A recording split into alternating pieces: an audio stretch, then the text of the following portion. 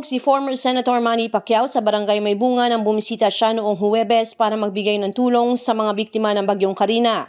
Nagbigay ng inspirasyon at tulong ang pambansang kamao sa 3,000 nasalanta ng bagyo na talagang inantay ang kanyang pagdating. Nang dumating siya ay hindi magkamayaw ang mga residente. Nagbigay ng maikling mensahe ang former senator at personal na iniabot sa mga nasalanta ang donasyong pera at bigas. Ayon kay Manny, tutulong siya sa mamamayan sa abot ng kanyang makakaya.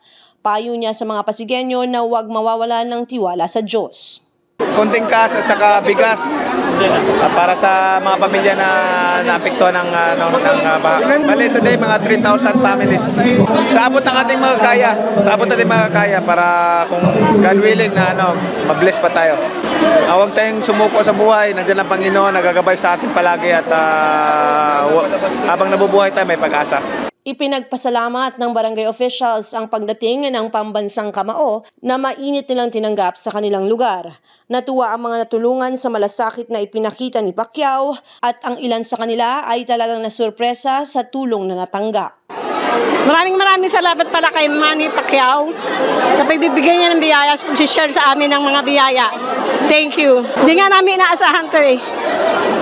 Maraming salamat. Maraming salamat kay Lord. Bigyan kami ng biyaya. Okay naman.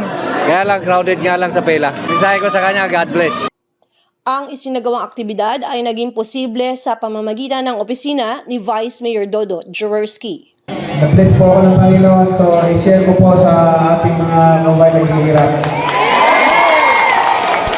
Yan lang po ang aking maitulong sa inyo.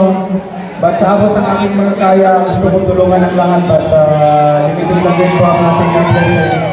So, pasensya na po kayo at hindi lahat ma-accommodate natin. Pero ngayon pa man, purihin talagin natin ang Panginoon dahil siya ang nabigay sa atin ng ganyan lang ng mga blessing. At tayo na dito ngayon. Maraming salamat po at maraming salamat sa ating butihing mayor. Pinayagan niya tayong araw sa ating vice mayor, sa lahat mga councilors, sa ating barangay captain, siyempre, at sa mga barangay kagawad, sa inyong lahat, mga official dito sa inyong lugar. Maraming salamat. Ako si Luan Peñano para sa latest ng iNews Pasig.